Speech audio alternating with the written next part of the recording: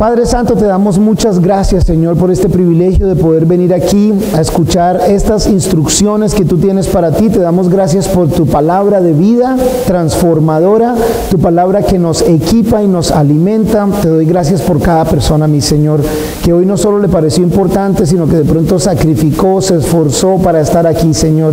Y te ruego, Dios, que por esa fidelidad que te caracteriza, por ese amor con el que nos bendices, tú hagas este tiempo un tiempo valioso, mi Señor, hablándonos a cada uno de nosotros, Señor.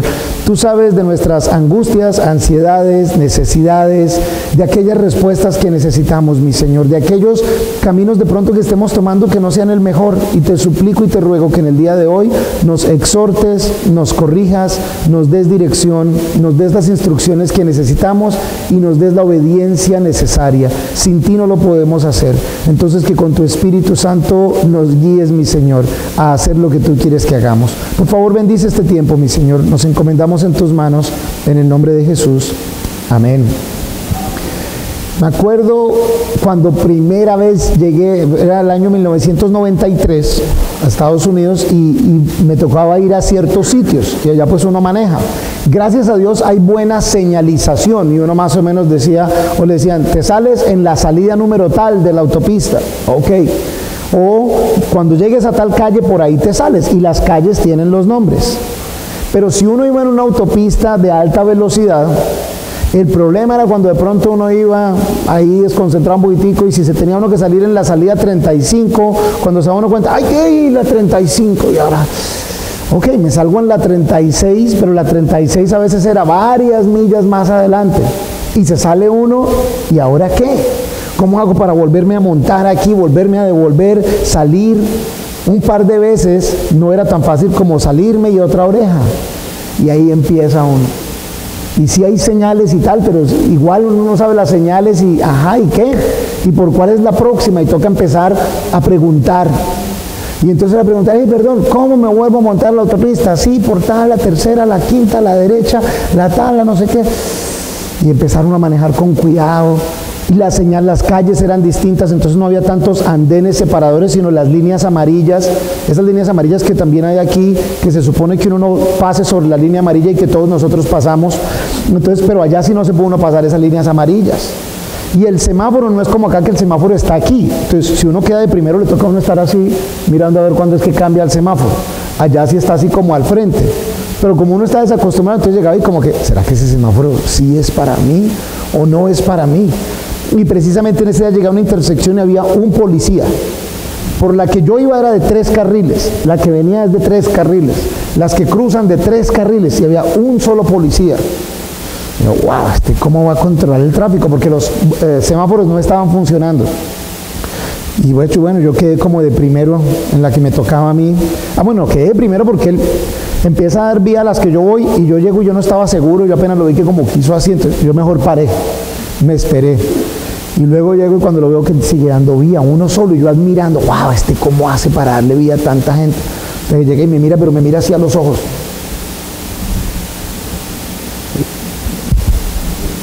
Yo pensé que me está dando que me bajara del carro.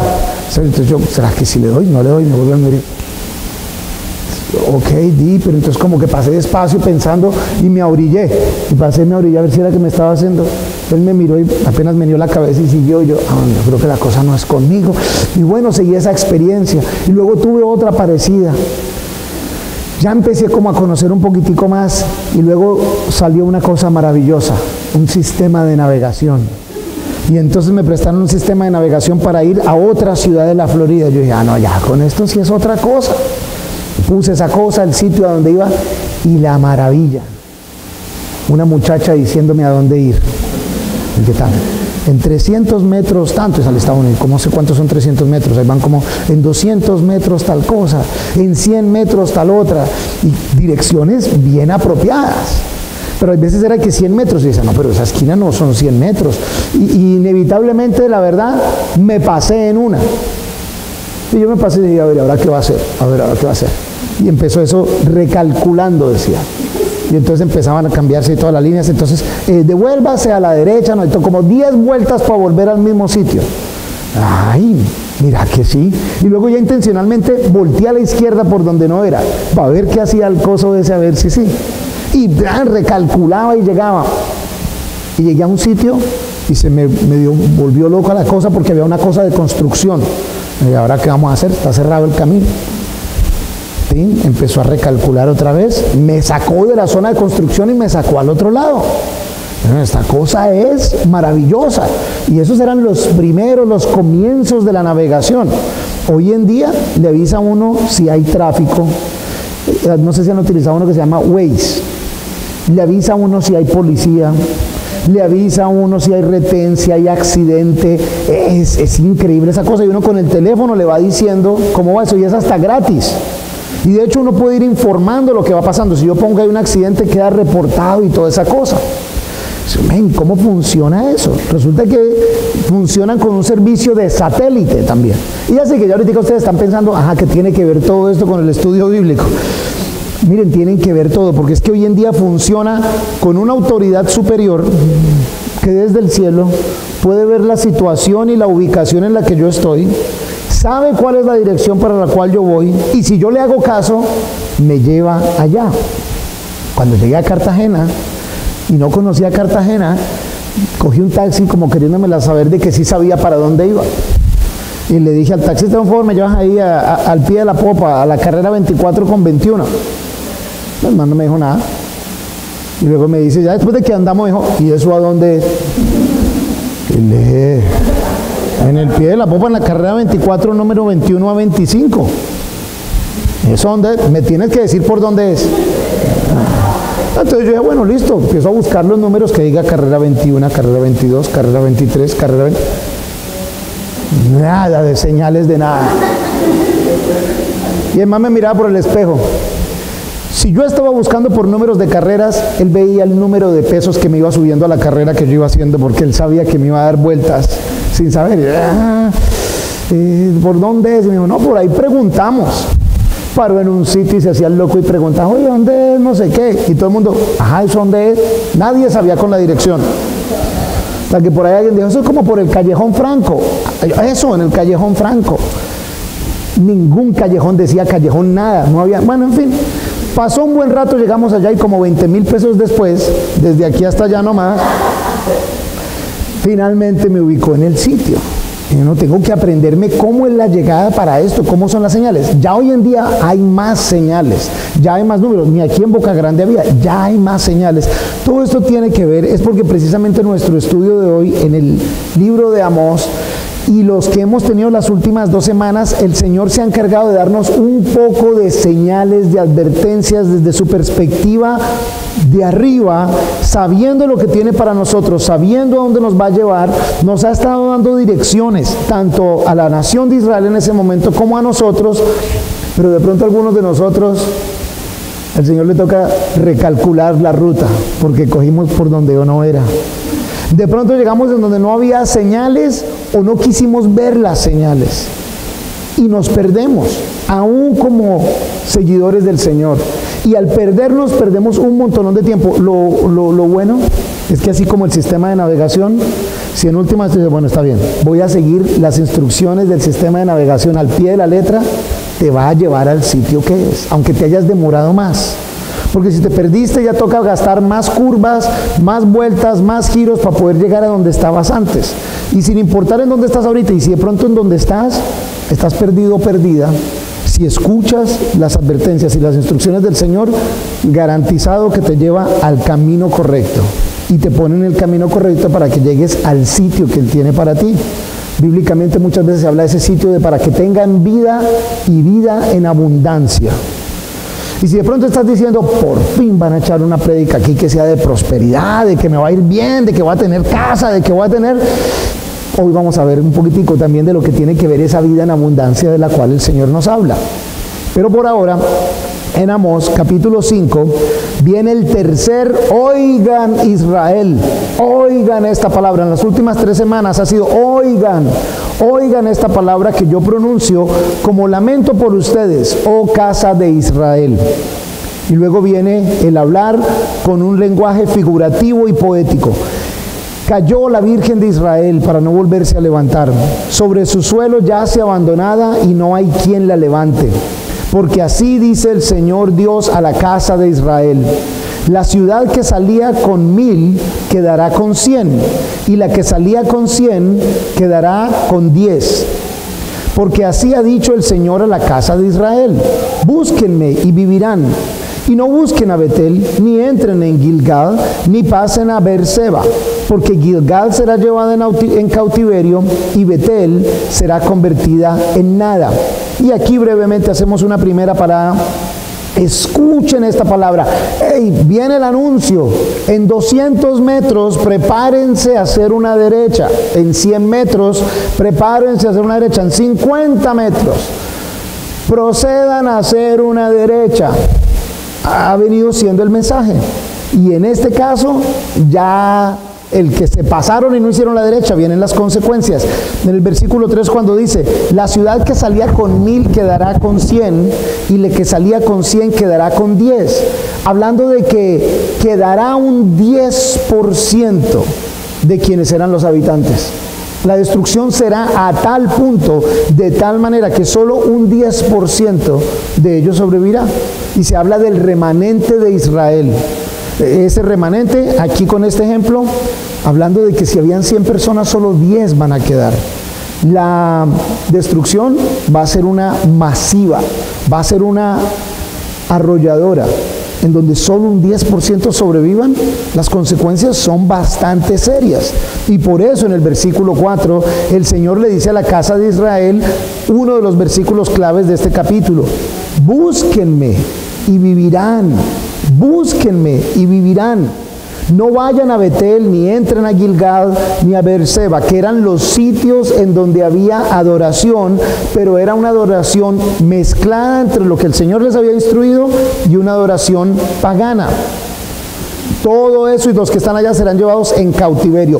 Betel será convertida en nada. En otras palabras, no sigan practicando la religión a su manera, no sigan mezclándola a la religión, sino que más bien busquen al Señor y vivirán, porque si no, van a morir. Y el Señor advierte allí: 90 de 100 van a morir, 9 de 10 van a morir. Búsquenme para que sean los que viven. Y por siempre tiene que ser una razón para nosotros. Normalmente el servicio del miércoles, por eso les digo: los felicito por estar acá. Porque en serio que es fácil pensar: ya cumplí con el domingo. Como le decía ahora a alguien, bueno, ya chulié eso de mi lista de cosas de entre la semana. Pero mentiras que es no me alcanza, necesito más, deseo más. Y por supuesto que no es solo el domingo y el miércoles. Cada uno de nosotros debe tener una vida devocional sana, alimentarnos diariamente de la palabra de Dios, en oración, en alabanza. Debe ser una comunión con Dios, no un cumplimiento. Si has estado en estos estudios, has escuchado que precisamente la nación de Israel, en un momento recontra próspero, está cumpliendo. Ellos están yendo, haciendo las cosas logísticas que se supone que hagan. Van al servicio, traen ofrendas, supuestamente están cumpliendo, pero están muy distantes de Dios, pues no están actuando de acuerdo al corazón y al carácter de Dios. Por eso el Señor dice: búsquenme y vivirán, conozcan de mí y sepan qué es lo que significa ser un seguidor mío. Y la semana pasada hablamos de ese versículo de Miqueas. Esto es lo que busca el Señor: amar la justicia, buscar la misericordia y caminar humildemente con el Señor. Vivir de acuerdo al carácter del Señor. Versículo 6: busquen al Señor y vivan. Ahora viene desde el punto de vista de Amós, como los avisa: busquen al Señor y vivan. Y continúa diciendo: no sea que Él acometa como fuego contra la casa de José y consuma a Betel sin que haya quien lo apague. Ustedes que convierten el derecho en ajenjo y echan por tierra la justicia. Busquen al que hizo las Pléyades y el Orión, que a las tinieblas convierte en mañana y que hace oscurecer el día hasta que se hace noche. Busquen al que llama a las aguas del mar y las derrama sobre la superficie de la tierra. El Señor es su nombre. Él es el que irrumpe con destrucción contra la fortaleza, de modo que la destrucción alcance a la plaza fuerte. En esta sección, en estos versículos, nuevamente la exhortación: busquen al Señor, y hace una breve descripción del poder sobrenatural de Dios, del creador de todo.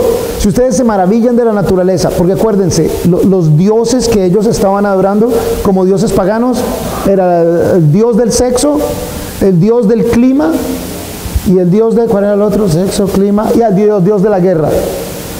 Todo lo que significaba que las cosas funcionaran bien para ellos, el placer, la satisfacción de ellos, era lo que ellos adoraban. Y aquí en esta sección, Amós con inspiración divina les está diciendo: hey, este es el Dios que trae la lluvia, este es el Dios que trae el amanecer, este es el Dios que trae el anochecer, es el Dios creador de absolutamente todo. Búsquenle a Él y conozcan quién realmente es. No estén confundidos y buscando las señales en donde no son, preguntándole a alguien que está más perdido todavía. ¿No les ha pasado eso? Y vi algunas sonrisas cuando uno le pregunta a alguien cuando uno está perdido. La mejor es cuando uno le pregunta a alguien a pie o en carro: oye, ¿tú sabes dónde queda tal cosa? Y la persona, sí, vete por... a mí por lo menos ya, lo que me diga ya yo sé que no, a este no le pongo cuidado, este tampoco tiene idea para dónde va.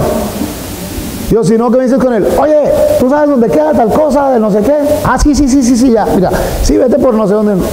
Gracias. ¿Saben que lo peor que es preguntarle uno a alguien que esté más perdido que uno? Es lo que Israel ha hecho. Y que el Dios del sexo, el Dios del clima para que nos vaya bien, y el Dios de la guerra para que nos vaya bien. Y sí, en ese momento tenían la satisfacción sexual, y ahorita vamos a ver qué querían tener, tenían el éxito militar que querían tener, y tenían la prosperidad económica que querían tener, y se lo acreditaban todo a la persona equivocada, y buscaban en donde no había absolutamente nada. Amós les está recordando quién es al Dios al que Israel sigue. Y en el versículo 10, ellos aborrecen al que los amonesta en el tribunal, y abominan al que habla lo recto. Ese versículo es clave. Ahí entiendes un poco, porque tú tienes que ponerte a preguntar. Leímos antes cómo les recuerda que Dios fue el que los libró de Egipto, que Dios fue el que produjo esas plagas, que abrió el mar rojo, que les dio el maná del cielo, que arrojó a las naciones delante de ellos. Pero ¿cómo se alejan de ese Dios? ¿Por qué uno se alejaría de alguien tan poderoso, de alguien tan bueno y que me ha ayudado tanto? Esta es la clave, y era la clave en el momento y sigue siendo la clave hoy. Aborrecen o odian o se molestan con quien les amonesta, y abominan al que habla lo recto. Porque ¿a cuál de ustedes le gusta cuando le corrigen? La mayoría de nosotros, cuando uno, oye, ese pantalón no te sale con esa camisa, ay, pero a mí me gusta así.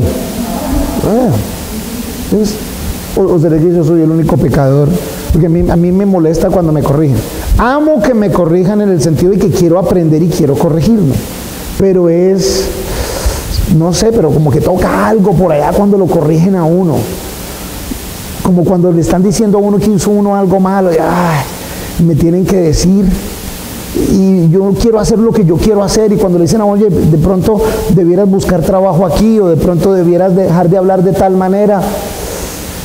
¿A quién le gusta cuando le están corrigiendo? A esta gente, de acuerdo al versículo 10, aborrecen al que los amonesta en el tribunal, a quienes les juzgan, a quienes les hablan y les dicen lo malo que están haciendo, y abominan al que habla lo recto, al que dice las cosas buenas.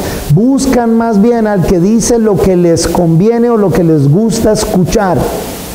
Y es algo que hasta este día afecta todos los ámbitos sociales, político, económico, religioso. Yo quiero escuchar lo que a mí me gusta y lo que a mí me suena y lo que a mí me parece.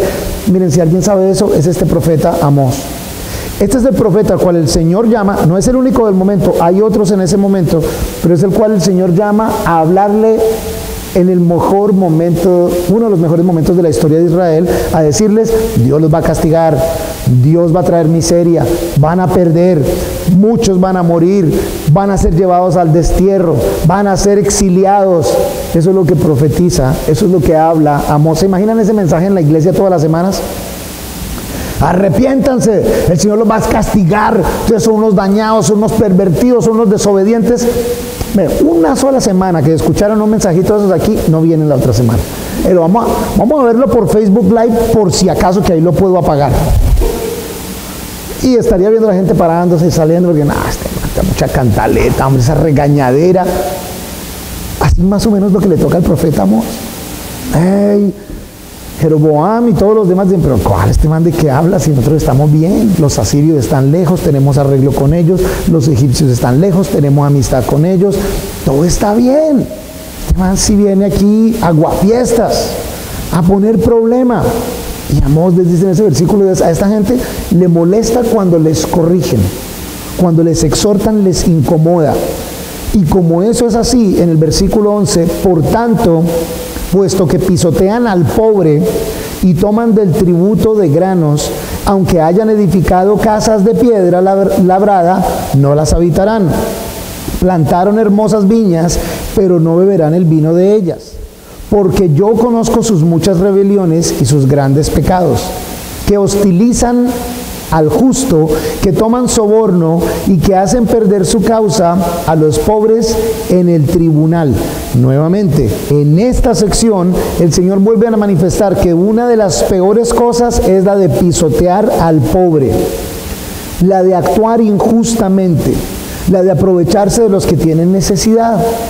Como grupo de misioneros, y de hecho en un par de semanas, 2-3 semanas, porque de pronto algunos de ustedes no conocen a los misioneros que están sirviendo aquí con nosotros, y para que los conozcan más, como grupo de misioneros nos reunimos una vez a la semana y tenemos una reunión en la que dedicamos un tiempo en que oramos, en que compartimos devocionales de lo que cada uno está recibiendo del Señor, pero en donde también nos capacitamos y hemos estado estudiando un material que en algún momento lo vamos a compartir también más con la iglesia, y habla acerca de cómo ayudar a las comunidades que están en necesidad, y habla de cómo es el deber de la iglesia el ayudar a esas personas en necesidad.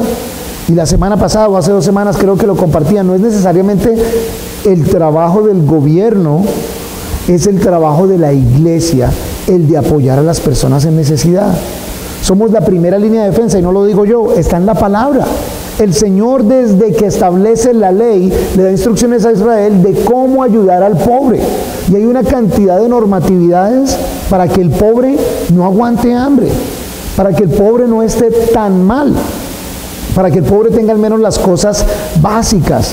Y en toda esta sección, todo este pueblo en medio de su prosperidad tiene al pobre pisoteado, explotado. Y por esa razón el Señor ha estado diciendo que les va a quitar todo lo que tienen en cosas. En este caso, acerca de los viñedos, acerca de las casas.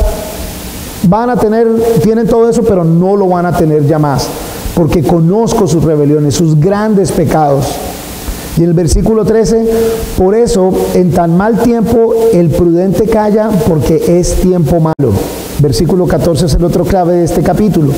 Busquen el bien y no el mal para que vivan. Busquen el bien y no el mal para que vivan. En el versículo 4 decía, búsquenme y vivirán. En el 6 decía, busquen al Señor y vivan. Y en el 14 dice, busquen el bien y no el mal para que vivan. Así estará con ustedes el Señor Dios de los ejércitos, como dicen. En otras palabras, ellos decían que el Señor estaba de parte de ellos, pero el Señor no estaba de parte de ellos. Si buscan el bien y no el mal, entonces el Señor sí estará con ellos. Aborrezcan el mal y amen el bien. Establezcan el juicio en el tribunal. Quizás el Señor Dios de Israel tenga piedad del remanente de José. Y cuando se refiere al remanente de José es a los que quedan de la nación de Israel. Ya a este punto, la destrucción y el castigo son inevitables. Van a pasar. Pero está diciendo, aún así, busquen el bien, no hagan el mal, aborrezcan el mal, arrepiéntanse, y de pronto los que queden serán bendecidos. De pronto los que queden serán rescatados. Ellos recibirán misericordia, habrá piedad de ellos. ¿Y se acuerdan cuando estudiamos estos estudios del fin de los tiempos en el fin de semana y veíamos cómo un remanente de la nación de Israel entonces va a ser salvo? Reconocerán que Jesús es el Mesías. se corregirán de ese punto, de ese gran error que ellos tenían, y recibirán esa misericordia. De eso mismo se está hablando aquí. No piensen que ya la maldad es tan grande que ya no hay vuelta atrás. Algunos de nosotros a veces pensamos, Dios, ¿qué me va a querer a mí si yo ya estoy pasado? Dios, ¿qué me va a querer a mí si yo ya he hecho muchas cosas? Muchos de nosotros pasamos por la lucha de decir, ay, llevo tanto tiempo luchando con tal pecado y no me he logrado sobreponer y no he logrado hacer cosas que ya Dios debe estar cansado de mí, entonces pues yo ni sigo tratando. Nunca pienses eso. La palabra siempre anima, aún en el medio de destrucción. Oye, no renuncies, persevera. Dios te va a mostrar su misericordia, Dios te va a dar su bendición de todas maneras. Persevera, arrepiéntete, cambia la dirección. Si no hay cambio de dirección, no vas a llegar al sitio correcto. Si yo no escucho esa voz del sistema de navegación que sabía mejor que yo de que tenía que hacer unas correcciones y que aunque me tocaba tomar un desvío iba a llegar al sitio, pues hubiera continuado perdido. Pero si empiezo a escuchar esa voz, aunque me toque tomar algunos giros que no conozca, aunque me demore más, aunque me cueste más por la gasolina, aunque mi orgullo sea maltratado, aunque mi dignidad sea incomodada, voy a llegar si sigo escuchando esa voz superior que sabe más que yo, mucho más en el caso del Señor. Y por eso el Señor anima, hey, aunque ya se viene el castigo, no se desanimen todos. Aunque sean los del remanente, manténganse fiel haciendo las cosas bien y hey, tal vez el Señor entonces los va a cubrir con su misericordia. No renunciemos, no nos cansemos de hacer la obra buena. En el tiempo justo, dice en el Nuevo Testamento, el Señor entonces mostrará su mano poderosa a nuestro favor. Versículo 16. Por tanto, así ha dicho el Señor, Dios de los ejércitos, el Señor: en todas las plazas habrá llanto, y en todas las ciudades dirán, ay, ay. Convocarán a duelo al labrador, y a lamentación a los que saben entonar lamentos. En todas las viñas habrá llanto, porque pasaré por en medio de ti, ha dicho el Señor. Ay de los que anhelan el día del Señor. ¿Para qué quieren este día del Señor? Será día de tinieblas y no de luz. Será como el que huye de un león y choca con un oso. Entra en casa y apoya su mano en la pared y lo muerde una serpiente. ¿No será el día del Señor para él tinieblas y no luz, oscuridad y no resplandor? Ese ay, ay, en algunas de las traducciones más antiguas me gusta más porque dice wow, wow, como cuando alguien trata de parar un caballo. Si has montado caballo, a veces algunas personas hacen algo como wow, wow, para que el caballo pare, esa señal de que pare, porque si no, me voy a caer de este caballo, va a irse sin control. Y aquí todo este pedazo es de pura advertencia, sobre todo en la parte de que ustedes están diciendo que anhelan el día del Señor. Estaban diciendo el Señor viene a restablecer su reino, a luchar por nosotros, a protegernos, a darnos más y a luchar contra todos esos malos que están alrededor de nosotros. Y nuevamente, porque es la tercera vez en el profeta Amós que les dice, no, el día del Señor va a ser malo para ustedes. Si estuviste en los estudios escatológicos, se habla de que el tiempo de tribulación es el día más triste para la nación de Israel. Precisamente porque esa tribulación para ellos es debido a que no conocen a Jesús.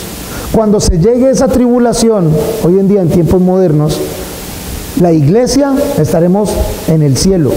Las bodas del Cordero, ¿se acuerdan? La condecoración, mientras Israel o el judío estará aquí, en plena tribulación, cayendo bajo los engaños del anticristo. Nosotros no. ¿Cómo van a estar ustedes anhelando ese gran día si en ese gran día ustedes van a ser condenados a menos que conozcan a Jesús como Señor y Salvador?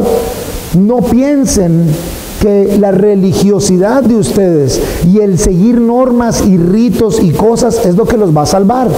No se trata de eso. Y si es relevante para la nación de Israel, es muy relevante para nosotros. Por favor, vean el versículo 21. Aborrezco, rechazo las festividades de ustedes, y no me huelen a bien sus asambleas festivas.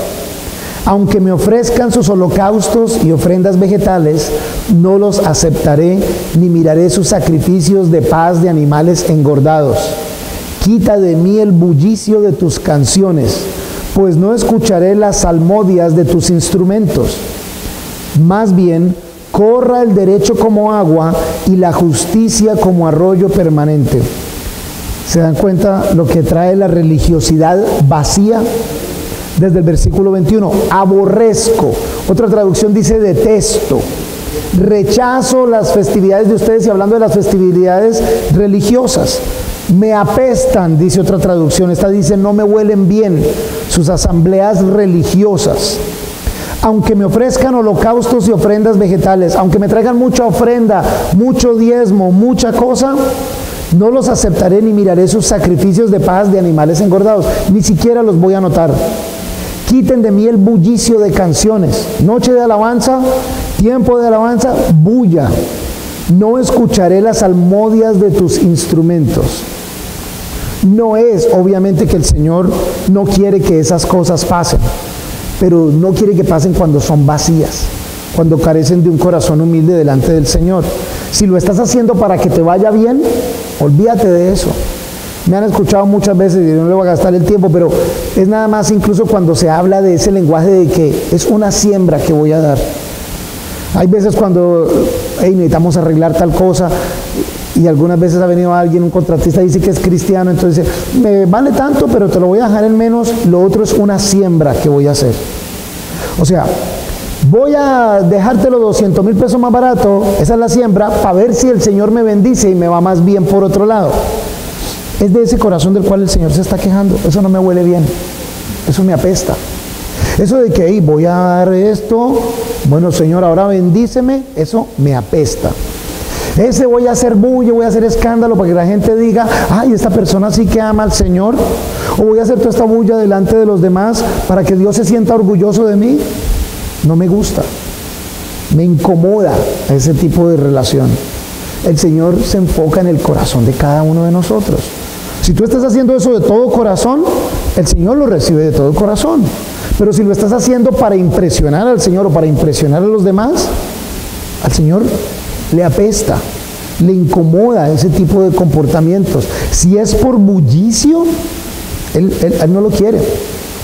Más que la religiosidad.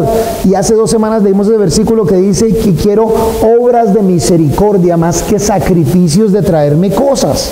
Y aquí en este caso, en el versículo 24 dice, más bien, corra el derecho como agua y la justicia como arroyo permanente. Esto sí es lo que me interesa a mí. Como esa parte es tan céntrica, me puse a buscar las palabras que tienen que ver en esta sección. ¿Saben? Religión, y alguien me hablaba, no, es que yo no soy religioso, y yo normalmente les digo, yo tampoco soy religioso. Esto se trata literalmente de relacionarme con Dios y de vivir el día a día. Es caminar humildemente con el Señor, es algo del día a día. Una relación con Dios cambia el resto de nuestras relaciones.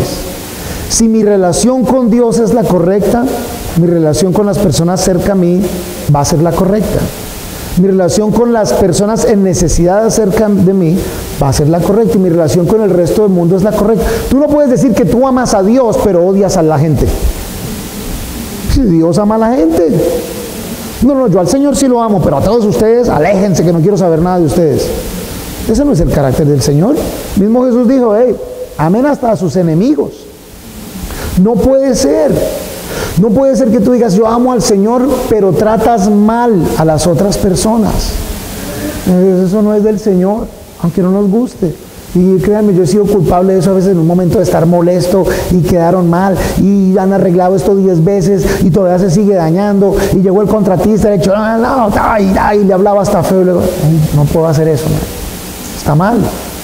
Está bien que esté molesto con la situación, pero yo no puedo decir que amo al Señor y hablarle de esta manera a esta persona. No puedo, me toca controlarme. No lo puedo hacer porque mi relación con el Señor cambia mi relación con los demás. Si mi relación con el Señor, o sea, si yo no he cambiado en mis relaciones con los demás, tu relación con el Señor no está en el sitio donde debe estar. Entonces enfócate primero que todo en esa relación. Es más, si tu relación con el Señor no está bien, ni siquiera estás bien contigo mismo. Y por eso es que piensas más bajo de ti de lo que debieras, o más alto de ti de lo que debieras. y te crees que, mejor dicho, yo tengo todo el derecho y puedo exigir de todo, o piensas que no vales la pena, que no eres importante, que no sirves para nada. No, no, no. Lo que estás diciéndole a Dios es que Dios comete errores y hace las cosas mal.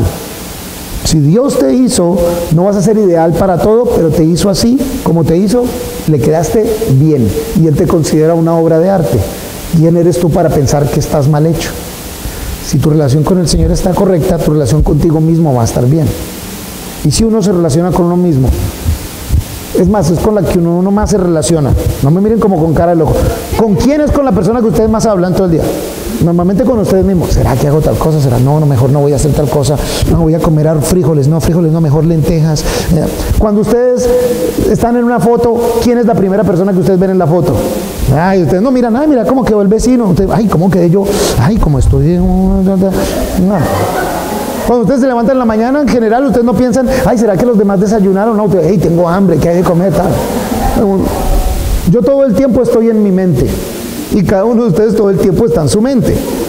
Cuando esa relación con el Señor está mal, tu relación contigo mismo va a estar mal, desbalanceada, y debe ser una relación balanceada. Y luego, entonces, sí son esas relaciones con las demás personas.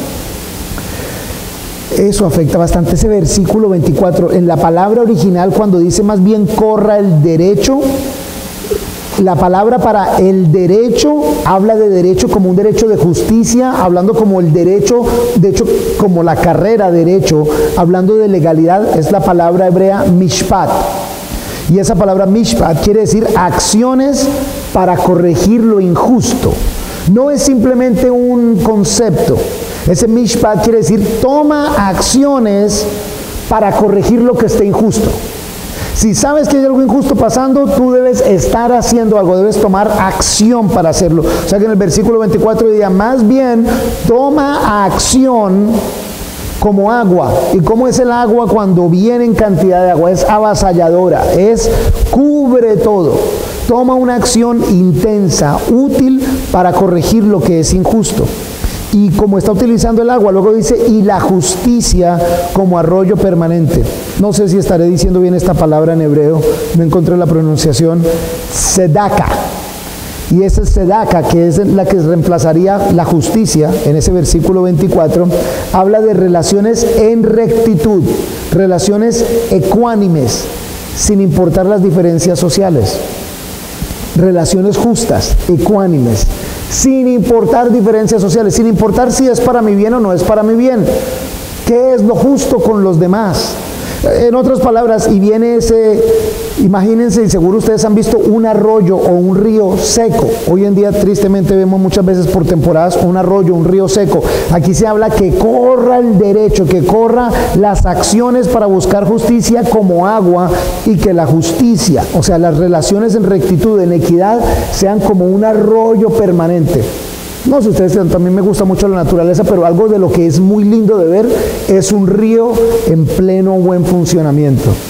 El solo sonido desde lejos del río en funcionamiento, la corriente que se ve bien lindo, hay gente pescando, hay gente disfrutando, sobreabunda. Es ese símbolo del cual se está hablando allí. Se supone que el vivir del pueblo de Israel sea un vivir con el cual inunde, como inunda un río, un valle, que inunde a toda la sociedad alrededor. Y toda la sociedad alrededor sea una caracterizada por la justicia, por lo correcto, por donde se valoran las personas, por donde el derecho de los demás prima, por donde la ecuanimidad, en donde todos valemos lo mismo. Hay un mismo derecho, de la manera en que Dios nos ve. Y eso en general no estaba pasando en Israel. El mismo Israel estaba oprimiendo a Israel. El mismo Israel, el que sobreabundaba, seguía explotando al otro.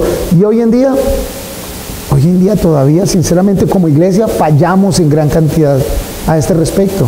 Fallamos de una manera miserable, honestamente, como iglesia, en cuanto a cuidar las necesidades del pobre. Y no hablo de coger y darle a todo el mundo en la calle, porque muchas veces estamos alcahueteando irresponsabilidad. Pero sí de cómo debemos, primero que todo, que las personas conozcan de Cristo, y luego de una manera práctica ayudar a las personas que están en necesidad. La iglesia primitiva, en el libro de Hechos, se dice que ni a ninguno le faltaba nada, porque todos estaban ayudando el uno al otro. Y eso no es comunismo. Eso es la iglesia en acción. Cada uno es dueño de sus cosas, solo que está dispuesto a darla para ayudar a los demás, en el apoyar a los demás. En eso todavía sí que nos falta. Hoy que estaba desde la casa, trabajando en la casa, cuando llegara por la tarde, sí que lo veía. Es las 5 de la tarde, es la hora donde hay más carros. Pero el trancón no es necesariamente porque hay más carros. Eso demoraría el tráfico, haría el tráfico más lento. El problema es, ¿cómo se llama la calle que va por el paseo peatonal? ¿Qué calle es esa? ¿La Sexta? Avenida Chile o la Sexta.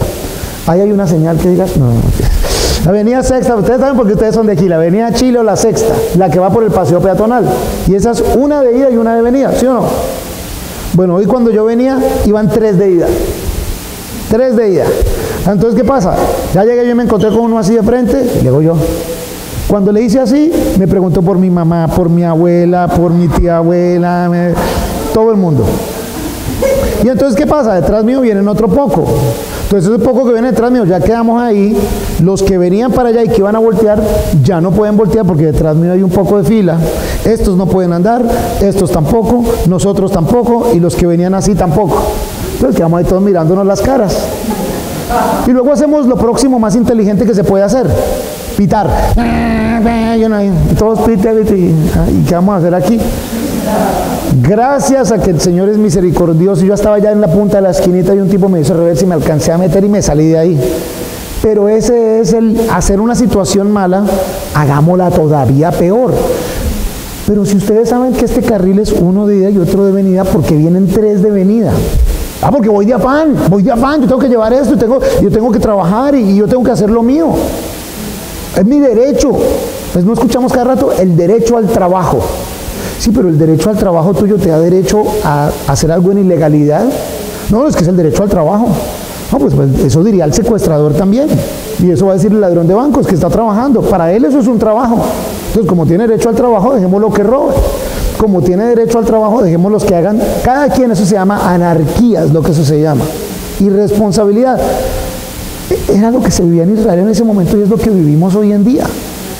¿Saben qué es la peor de todo eso? Cuando uno va así detrás de un carro de esos y tiene la calcomanía del pececito de que es cristiano de atrás. ¿Quién como Dios? Ay, entonces, sí que hemos fallado tremendamente. De la misma manera, cuando habla aquí de que las ofrendas, que si me trajeron la ofrenda vegetal, la ofrenda tal, es como el tema del diezmo. El tema del diezmo no es un impuesto de la iglesia, no es un impuesto que Dios pone. Sí es una forma de adoración en donde la iglesia en general o lo hace por miedo, porque los predicadores los asustan que si no diezman les va a ir mal, o lo hacen para que les vaya bien, que tampoco es, o sea, estoy invirtiendo, soy socio de Dios y si yo invierto que Dios me devuelva, o si no se hace y en la iglesia se utiliza para que el pastor viva exageradamente bien y o solo se gasten solo más edificios y más cosas. ¿Y qué se hace con las personas en necesidad? ¿Saben? De una iglesia el promedio es que solo el 2 o el 3% de la iglesia diezma, el resto en general no diezma. Pero imagínense si el 100% de la iglesia diezmara. Pero no solo eso, imagínense si de ese 100% un buen porcentaje se dedicara a ayudarle al pobre, a la persona en necesidad. La sola iglesia pudiera solucionar los problemas de pobreza y de miseria de las personas, a través de educación, a través de programas, a través de alimentación, a través de capacitación. Pero ni la iglesia lo puede hacer porque los participantes de la iglesia no lo hacen, y la iglesia no cumple con la labor dada por el Señor, porque entonces se dedican a tener grupo de guardaespaldas, carros más finos, ropa más fina, y se va hacia otro lado en donde no es. Solo se piensa en deme, ¿y qué estamos haciendo con la comunidad? ¿Qué estamos haciendo con el pobre? Esta escritura es un mensaje para todos ustedes y para nosotros de decir, hey, ¿qué estamos haciendo con las personas en necesidad? ¿Estoy viviendo solo para mí y me interesa poco la vida de los demás? Sí, pobrecitos.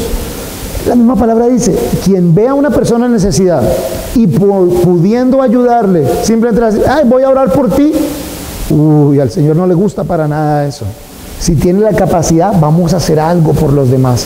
Participémonos e involucrémonos en ayudar a la comunidad. Primero, en que conozcan al Señor. Segundo, en que teniendo esa relación correctamente, tengan una relación correcta con ellos y luego con los demás, de que lleguen a su momento de independencia. Pero aquí en ese versículo 24 que nuestras acciones de justicia corran como el agua y que nuestras relaciones ecuánimes y justas con los demás sean como un arroyo permanente que inunde todo un valle y que sea de bendición para toda la sociedad. Tremendo. Versículo 25. ¿Acaso me ofrecieron sacrificios y ofrendas vegetales en el desierto durante 40 años, oh casa de Israel? Al contrario, llevaron el tabernáculo de sus ídolos, Moloch y Cuyún, la estrella de sus dioses que se han hecho. Por tanto, yo haré que los lleven cautivos más allá de Damasco, ha dicho el Señor, cuyo nombre es Dios de los ejércitos. En vez de ustedes estar haciendo lo correcto, se han inventado su propia película. Se han inventado la religiosidad a su manera, como a ustedes les parece. Capítulo 6. Aquí en esta sección el Señor va más hacia los dirigentes, hacia esas personas en poder. No solo el dirigente político, digamos, del momento, sino el dirigente empresarial del momento, las personas de la alcurnia. Ay de los que viven reposados en Sión y de los confiados en el monte de Samaria, señalados como los príncipes de las naciones, y a quienes acuden los de la casa de Israel. Pasen a Calne y miren. De allí vayan a la gran Hamat, luego desciendan a Gat de los filisteos. ¿Acaso son mejores que aquellos reinos? ¿Acaso el territorio de ellos era mayor que el de ustedes? Ustedes suponen que el día malo está lejos y acercan la sede del terror.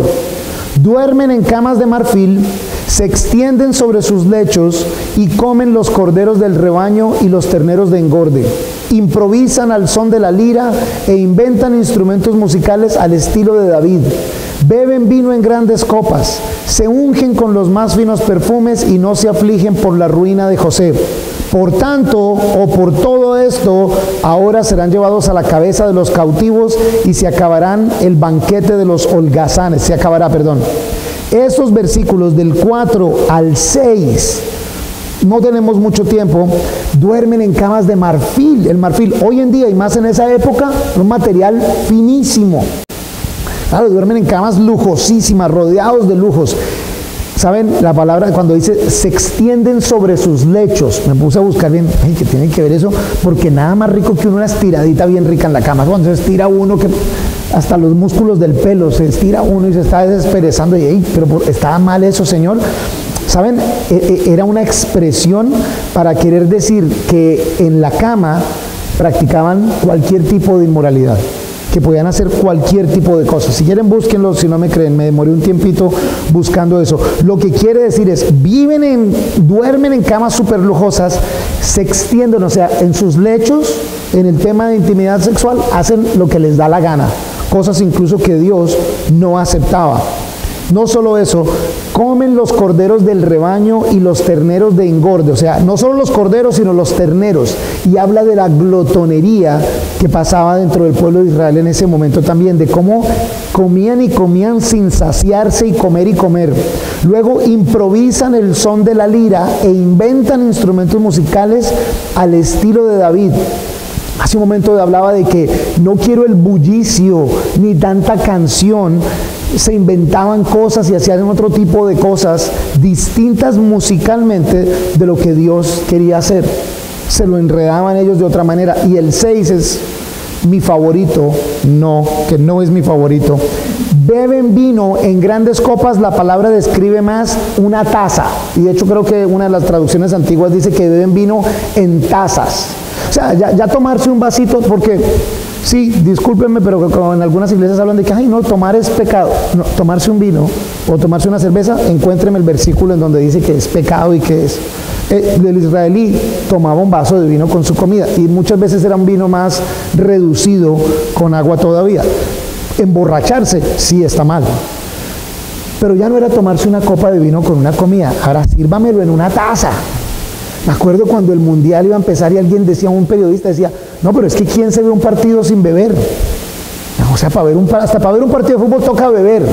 No se puede sin estar bebiendo. Y me aterra, saliendo de aquí de Boca Grande, hay una propaganda de una valla, gracias Anita, una valla de la cerveza, vale 1.500 pesos. ¿Cuánto vale una botella de agua? O sea que es más barato tomar cerveza, hasta para la sed. ¿No les parece increíble que es más barata la cerveza que el agua? ¿Con qué la hacen entonces? Es con agua y sale más barato. Y en la isla de Tierra Bomba, donde servimos tanto, saben que no hay agua, pero toda la semana se venden 30,000 unidades de cerveza en un sitio donde se pasa hambre. Y la industria cervecera tiene una gran deuda social con la gente. Y por eso me encanta cuando hacen un concierto, no, que donado por Bavaria. Donado. Pues madre, a la cárcel debieran ustedes estar, porque ustedes están emborrachando y explotando la necesidad de estas personas, y luego vienen y les tiran un concierto ahí como por agradecer. Es más barato comprar cerveza que comprar agua. Miren, busquen estadísticas. La cantidad de criminales cuando cometen su crimen es del 98% de estar bajo las drogas o alcohol cuando cometieron su crimen. Y todavía dicen, no, de tomar trago no hay problema. Para muchos sí hay un gran... Estas personas, la cantidad de alcohol que consumían era exagerado. Tengo la bendición de que mi hija que estudia medicina está ahorita haciendo el internado. De hecho, ahorita debe estar en el hospital universitario, en el salón de urgencias. Y entonces llega y nos cuenta, porque antes nos mandaba fotos, pero le dijimos que no nos mandara más fotos de eso. Mi amor, ¿y qué? No, tuvimos 5 cirugías. ¿Y de qué? No, llegó un señor con un machetazo y a este otro... No he encontrado el primero que se estrelló en un carro o se cayó de una bicicleta. No, a este le dieron 2 machetazos, a este le dieron una puñalada, este era el hermano del que le dio el machetazo al otro. Y en el periódico hoy, que el domingo es el día más violento aquí en Cartagena. Y que esto es poco de violencia, claro, es el trago, y es el partido de fútbol, y es una mujer, es sexo, dinero y alcohol y drogas. En esa época y en esta época. Ojo en donde estamos. Terminemos con estos versículos y allí terminamos. Versículo 8. El Señor Dios ha jurado por su alma. El Señor Dios de los ejércitos dice: abomino la soberbia de Jacob y aborrezco sus palacios. Entregaré al enemigo la ciudad y todo lo que hay en ella. Aconteceré que si quedan 10 hombres en una casa, morirán, y su pariente lo tomará para incinerarlo. Al sacar sus restos de la casa, preguntará al que se encuentra en la parte más escondida o más recóndita: ¿hay algún otro contigo? Y éste responderá: nadie. Y le dirá: calla, no hay que mencionar el nombre del Señor, porque he aquí, el Señor ha mandado que sea reducida a escombros la casa mayor y a ruinas la casa menor. ¿Acaso corren los caballos por las peñas? ¿Se arará con bueyes en el mar? Pero ustedes han convertido el derecho en veneno y el fruto de la justicia en ajenjo. Ustedes se alegran por lo de Bar y dicen: ¿acaso no hemos tomado Carnaín con nuestra fuerza? Pues he aquí, oh casa de Israel, yo levantaré sobre ustedes una nación que los oprimirá desde el Lebo Hamat hasta el arroyo del Araba, dice el Señor, Dios de los ejércitos. Tremendo. ¿Cómo será eso? ¿Se imaginan esa imagen? Cuando lleguen a destruir la casa, hay alguien por ahí, y hasta los que dicen: no, mejor no digan nada, porque el Señor ya trajo castigo. Ni siquiera podemos mencionar el nombre del Señor, porque ahora el Señor de misericordia y de gracia, el que tanto nos avisó, es el Señor de justicia, que llega a ejercer la justicia. Y de esta sección es, de hecho, profética para el día del Señor, de cómo llegará ese tiempo en donde ahora sí se vino todo ese castigo. A ese Señor de esa manera no lo quieres conocer. Para nosotros nuevamente el tono cambia en el libro de Amós, y la próxima semana se toma desde el versículo 7. Esta primera sección, estos primeros 6 capítulos terminan de esta manera, y luego vienen unas visiones acerca de lo que se viene en el libro de Amós. Pero lo que sí pronto creo yo que nos deja en gran manera es la responsabilidad que tenemos de relacionarnos con Dios de la manera correcta, como discípulos, como seguidores, como imitadores, como hijos, como hijas del Señor, pero que no para ahí. Luego viene la responsabilidad de relacionarnos con las personas alrededor de nosotros. ¿Qué estamos haciendo por ellos? ¿Cómo estamos haciendo para que conozcan a su Señor en el contexto correcto? No en el gran día del Señor, pero que lo conozcan ahora como el Cordero de Dios, el que salva, el que quita el pecado. Y cómo también desde una manera práctica nosotros participamos en que haya justicia, en el que haya gracia, en el que haya ecuanimidad con las demás personas. Esa sí es una gran responsabilidad que tenemos como iglesia, como hijos e hijas de Dios. Y pues hoy vamos a orar pidiéndole al Señor que nos ayude a vivir esto también. Padre, te damos muchas gracias, mi Señor, por tu palabra. Te damos gracias por tu misericordia para con nosotros. Te damos gracias, pues desde tu perspectiva, mi Dios, tú que eres el creador, el principio y el fin, el alfa y el omega, conoces toda la información, Señor. Te pedimos perdón si nos hemos perdonado, si nos hemos confundido, Señor. Y te pedimos humildemente, Señor, que nos des dirección, que nos ayudes a volver al sitio correcto, Señor. Te pedimos, mi Dios, que nos ayudes a considerar tu creación, a darte gracias, Dios, a reconocer lo que has hecho por nosotros, pero a no quedarnos ahí, mi Dios, sino que más bien nos pongamos en la línea, mi Dios, para que tú nos tomes, para que tú nos utilices, para que esta sociedad cartagenera, Tierra Bomba, el departamento de Bolívar y todo Colombia, mi Señor, conozca realmente quién tú eres, no por nuestra religiosidad, no por nuestros escándalos o nuestro bullicio, sino que conozcan al Señor de señores, al Rey de reyes, al que rescata, al que transforma, al que cambia y al que hace obras de arte, aún de las cenizas, Señor. Ayúdanos, Señor, a ser útiles para tu obra, Dios Todopoderoso. Que el poder de tu Espíritu Santo descienda sobre nosotros, que habite en nosotros, que nos mueva y nos sobreabunde, mi Señor, para que poderosamente tu amor y tu gracia, tu palabra, inunden esta ciudad, que la justicia, las acciones procurando justicia, Señor, y nuestra buena relación contigo y con los demás, inunden esta ciudad, Señor, como una represa que se desborda, Dios, y que haya una transformación y cambio. Que si tu gracia, Señor, es como un océano, que allí nos ahoguemos en esa gracia, en ese océano, Señor, sin fin. Nos encomendamos en tus manos y te pedimos humildemente, Dios, haz grandes obras en nuestras vidas y con nuestras vidas, en la vida de muchos, para que tu nombre sea glorificado.